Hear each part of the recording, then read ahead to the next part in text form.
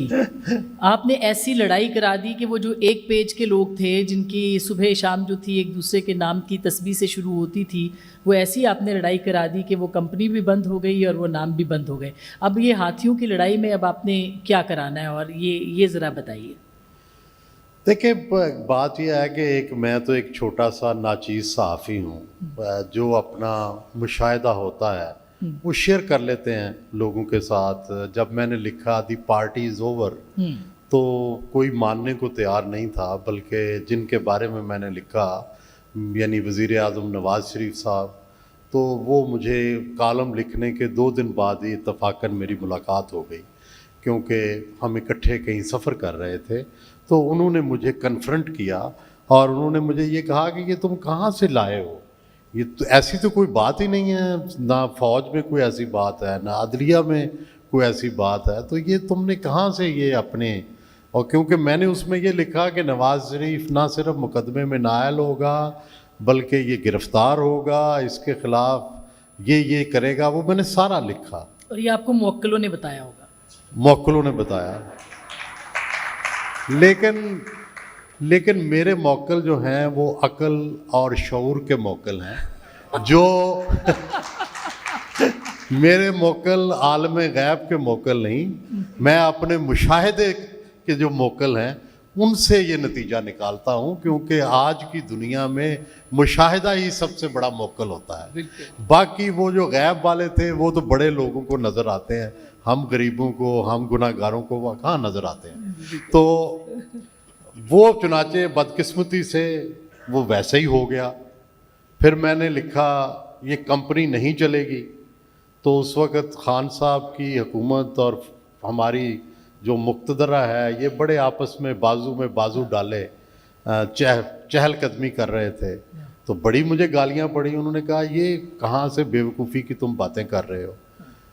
تو میں نے کہا بھائی کیلکولیشن ہے، اندازہ ہے، ہو سکتا ہے غلط ہو، مجھے کوئی یہ تو دعویٰ نہیں کہ میں 100% ٹھیک کہہ رہا ہوں، لیکن بدقسمتی سے پھر ویسا ہی ہو گیا. اور اب یہ میں نے لکھا ہے ہاتھیوں کی لڑائی، تو وہ آلموسٹ نتیجہ آ چکا ہے کہ جو طاقتور ہاتھی ہے وہ دوسرے ہاتھیوں کو مار دیتا ہے.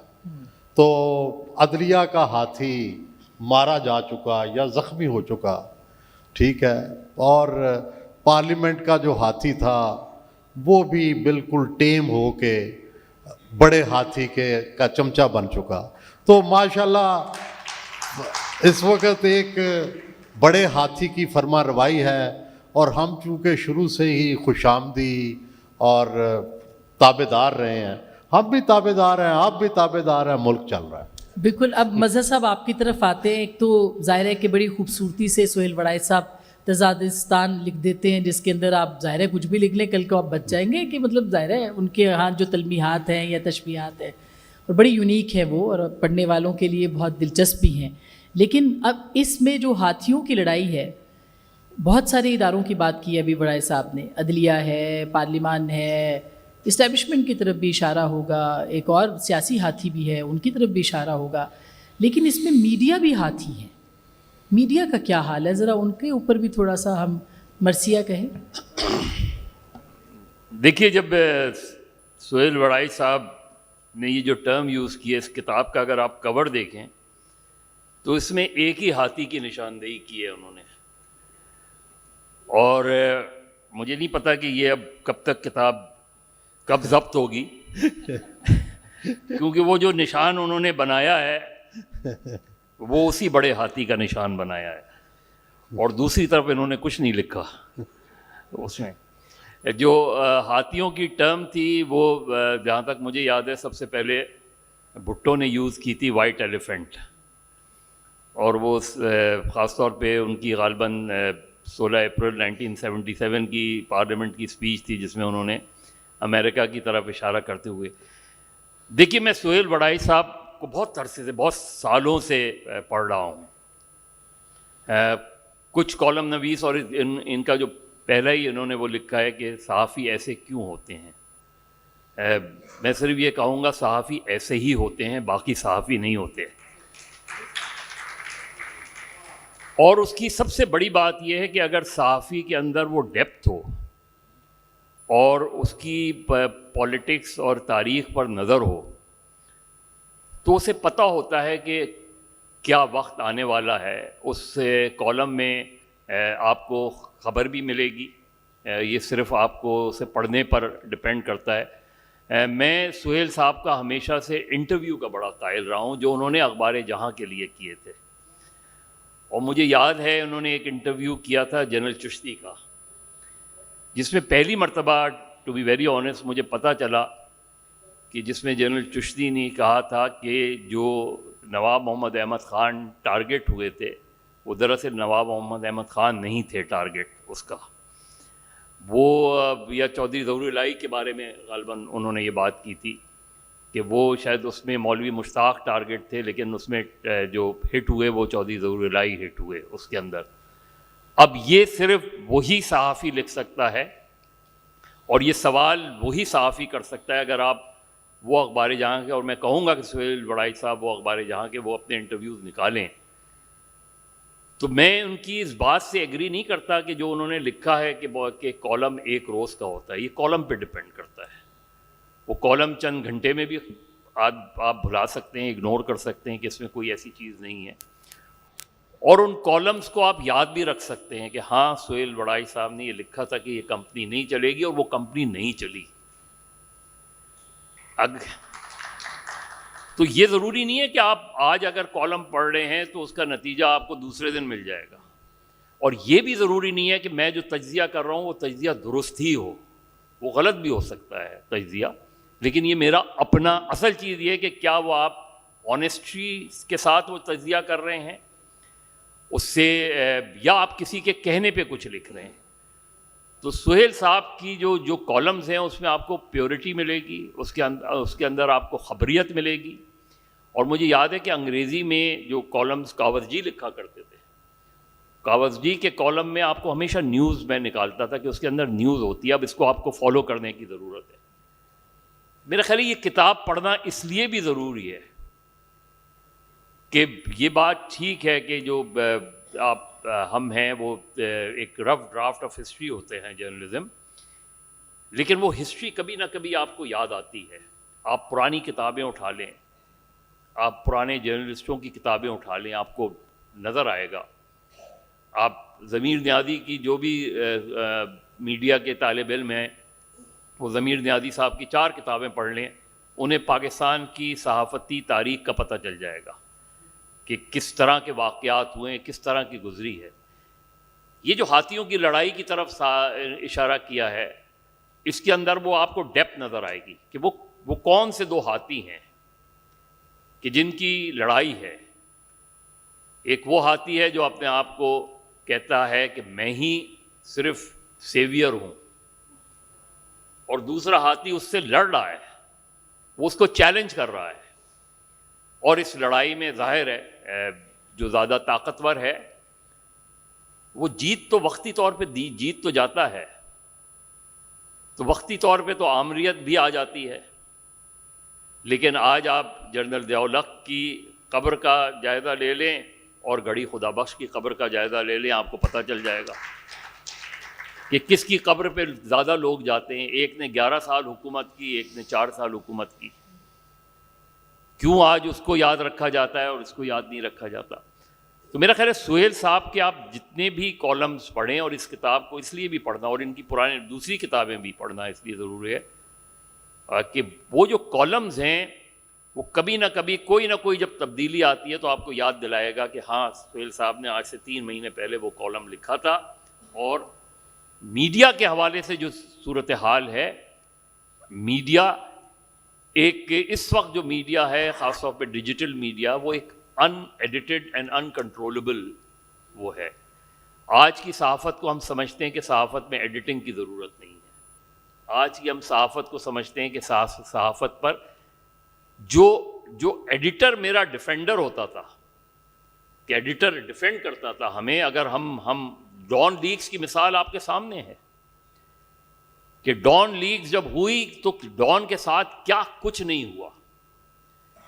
جیو پر جب پابندی لگی تو جیو کے ساتھ کیا کچھ نہیں ہوا. یعنی جیو سپر کی سیریز تک وہ انڈیا پاکستان سیریز ہو رہی تھی, اس کے رائٹس لے لیے گئے پابندی لگا کے, لیکن جیو کو لوگوں نے 80 نمبر پہ بھی جا کے دیکھا. ڈان کو لوگوں نے چھپ کر بھی پڑھنا شروع کیا, حالانکہ ڈان پورے ڈی ایچ اے میں بین تھا, تمام کینٹونمنٹس میں بین تھا, لیکن اس کے ایڈیٹر نے ڈان کے ایڈیٹوریل لکھا کہ آئی ایم رسپانسبل, اگر کچھ غلط ہے آپ لے کے جائیں مجھے کورٹ میں. تو ڈان لیکس اور جیو 2 بڑے میڈیا ادارے ہیں, انہوں نے وہ لڑائی لڑی جو دوسرے لڑائی نہیں لڑ سکے اور وہ ڈھیر ہو گئے. بالکل یہ درست بات ہے کہ جو لکھا جاتا ہے وہ اس وقت کے حالات کے مطابق ہوتا ہے, اور آپ کو یہ سوچ کے نہیں دیکھنا ہوتا کہ اس کے اوپر لکھنا ہوتا, خاص کر کے لکھنا. اسی لیے تحریر کو کہا جاتا ہے کہ وہ آپ کو اپنے بدن سے نکلے ہوئے ایک بچے کی مانند ہوتی ہے. جو بھی لکھتا ہے اس کے لیے وہ اس کو اتنی عزیز ہوتی ہے جتنی کہ کوئی سوچ سکتا ہے. لہٰذا بڑائی صاحب, یہ جو جب آپ نے یہ لکھا کمپنی نہیں چلے گی, اور آپ نے لکھا ات خدا دا ویر, یعنی اس وقت آپ نے لکھا عمران خان صاحب کی حکومت میں کہ آپ نے بیوروکریٹس پکڑ لیے, آپ نے جو سیاستدان تھے وہ پکڑ لیے, صحافیوں کے اوپر آپ نے اس طرح کر دیا. یہ ان پاپولر یا غیر مقبول باتیں تھیں اس دور کے حساب سے, یا جو بھی آپ نے جب بھی لکھا جاتا ہے وہ غیر مقبول ہوتی ہیں. تو کیا آپ نے یہ نہیں سوچا کہ آپ لکھیں گے تو یہ اس پہ آپ کو گالی پڑے گی, آپ کو اس پہ تنقید ہوگی, آپ کو جھوٹا غلط لفافہ اور پتہ نہیں کیا کیا کچھ کہا جائے گا, تو پھر بھی آپ لکھ لیتے ہیں یہ ساری چیزیں؟ ذوالفقار علی بھٹو کہا کرتے تھے کہ میں تاریخ کا مسافر ہوں, مجھے حال سے غرض نہیں, مجھے اس سے غرض ہے کہ مجھے تاریخ میں کیسے دیکھا جائے گا. تو میں بھی ایک چھوٹا سا گمنام شہری تاریخ کا مسافر ہوں. مجھے کوئی غرض نہیں کہ مجھے حال میں گالیاں پڑیں, تھپڑ پڑیں. میں بھی تاریخ میں ہی زندہ رہنا چاہتا ہوں, چاہے ایک گمنام شخص کے طور پر. گزارش یہ ہے کہ سقراط کیا بڑا پاپولر تھا. سقراط کو جس وقت زہر کے پیالہ پینے کی سزا ہوئی تو ایتھنز شہر کی جو میجارٹی تھی اس نے سقراط کے خلاف ووٹ دیا جیوری نے, اور 4 لوگ صرف سقراط سے ملنے گئے جیل میں پورے ایتھنز میں. لیکن وہ جیوری کے نام نہ کسی کو پتہ ہے, نہ ان کا پتہ ہے جو اس کے خلاف تھے. آج صرف ان کے نام زندہ ہیں, وہ جو 4 ملنے گئے تھے اور وہ جس نے زہر کا پیالہ پیا تھا.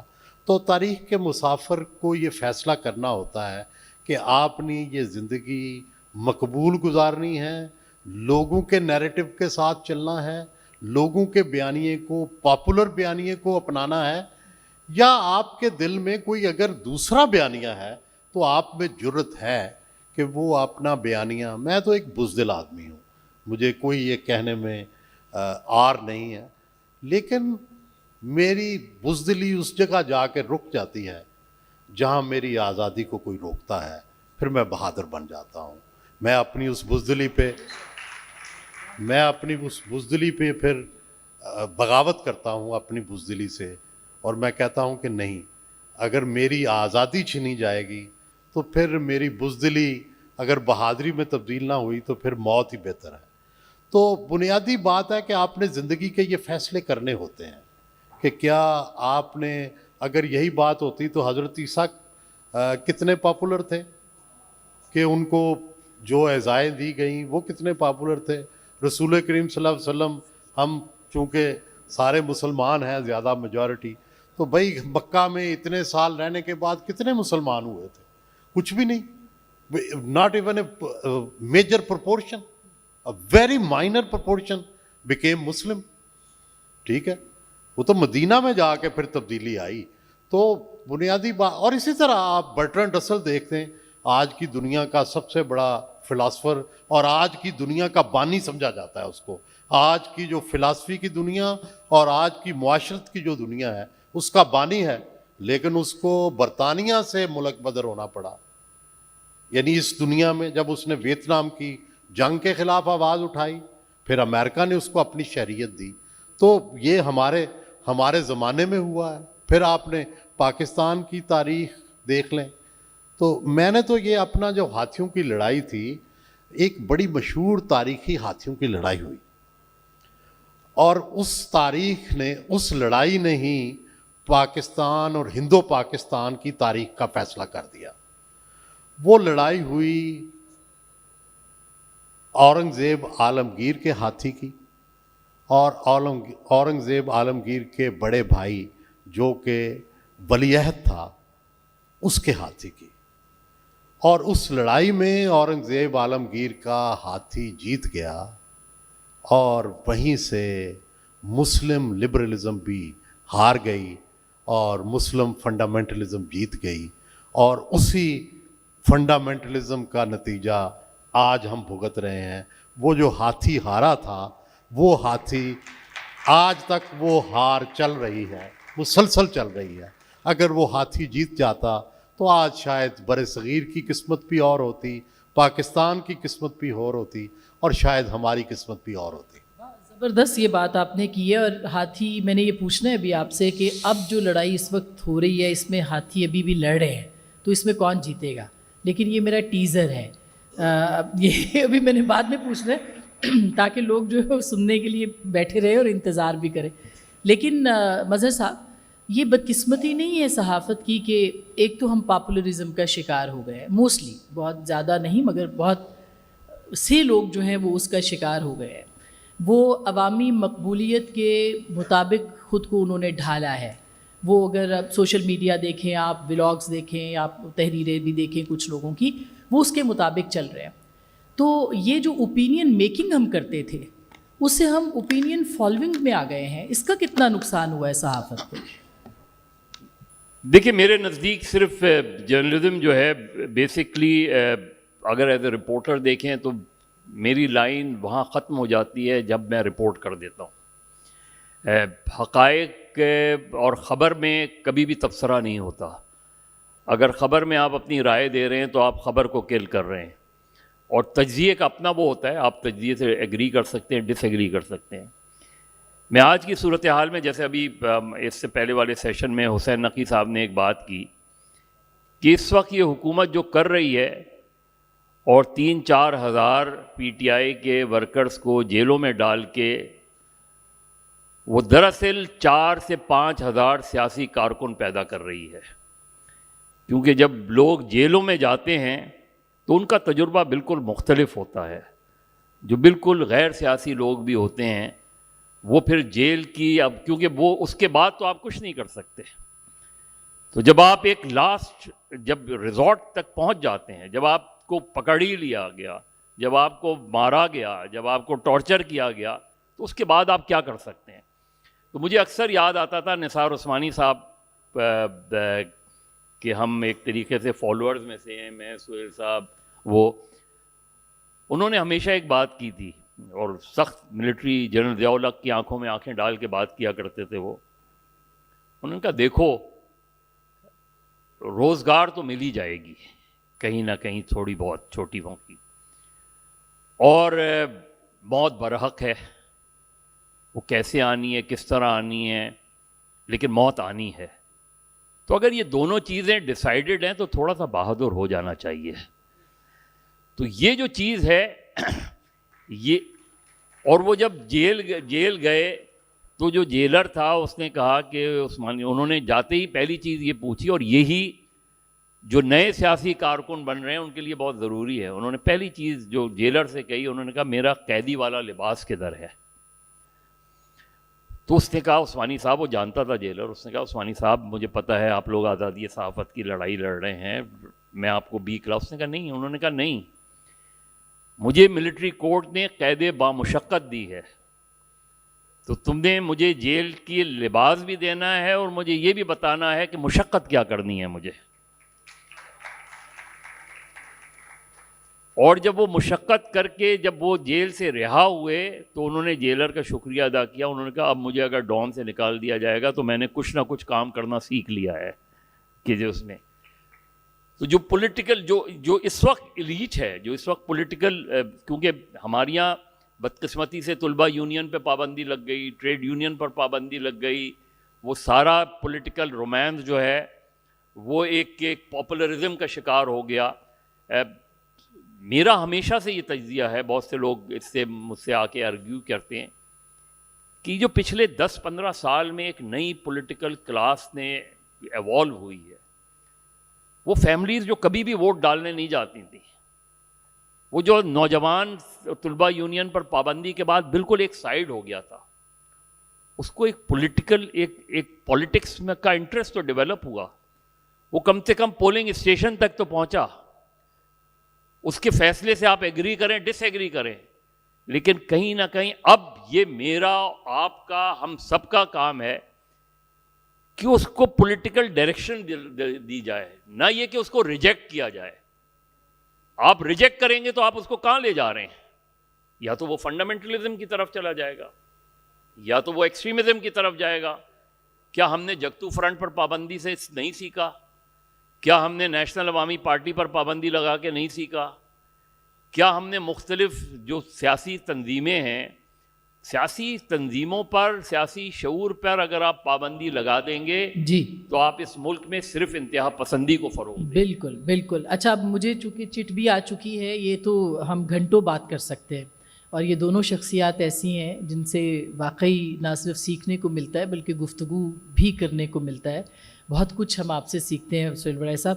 اب آپ مجھے یہ بتائیے کہ ہاتھیوں کی لڑائی میں جیتے گا کون, اور یہ کمپنی چلے گی یا نہیں چلے گی؟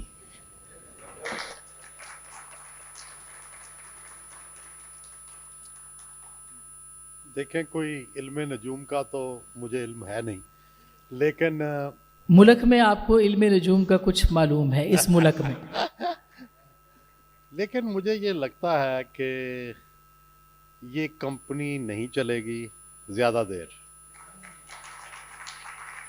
اور مجھے یہ بھی لگتا ہے کہ ہاتھیوں کی لڑائی میں نہ دم بچے گی نہ کچھ اور مجھے یہ بھی پتہ ہے کہ شعور کا سفر آگے بڑھ رہا ہے, اور شعور کا سفر مجھے یہ سکھاتا ہے کہ میں نا امیدی کی طرف کبھی نہ جاؤں, میں ہمیشہ امید رکھوں.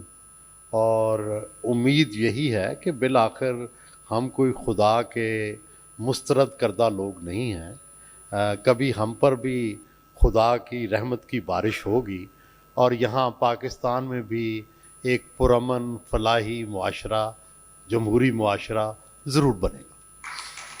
بہت بہت شکریہ. یہ بہت ہی امید کی بات ہے. بہت کم لوگ ہیں جو کہ نا امیدی میں سے امید ہی ڈھونڈتے ہیں, اور بالکل اور ایسے کم لوگ ہیں جو کہ سچ کو پابستہ حالات بناتے ہیں. سچ جو ہے وہ پابستہ حالات نہیں ہوتا. سچ کی اپنی ڈگر ہوتی ہے, سچ کی اپنی پرواز ہوتی ہے, سچ کا اپنا راستہ ہوتا ہے. اس راستے پہ چلنے والے غیر مقبول ہو سکتے ہیں, اس راستے پہ چلنے والے کم ہو سکتے ہیں, تعداد میں قلیل ہو سکتے ہیں, لیکن آپ یقین کیجئے کہ تاریخ کے کٹہرے میں وہ سب سے زیادہ رونما ہوتے ہیں, وہ سب سے زیادہ نمایاں ہوتے ہیں. اس بات پر ایک شعر جی جی آپ بھی کہیں, میں بھی کہنے لگی ہوں. لازم تو نہیں ہے ہر کوئی فرہاد بنے منصور بنے. واہ. لازم تو نہیں ہے ہر کوئی فرہاد بنے منصور بنے, البتہ اتنا لازم ہے جس راہ کو بھی وہ سچ جانے, بس ایک اسی کا ہو کے رہے. واہ واہ واہ. اور میں بھی آخر میں کہہ دوں کہ جب اپنا قافلہ عزم و یقین سے نکلے گا, جہاں سے چاہیں گے رستہ وہیں سے نکلے گا, جو آسمانوں میں بانٹے گا روشنی اپنی, وہ آفتاب اسی سرزمین سے نکلے گا. وطن کی ریت ذرا ایڑیاں رگڑنے دے, وطن کی ریت ذرا ایڑیاں رگڑنے دے, مجھے یقین ہے پانی یہیں سے نکلے گا. بہت شکریہ.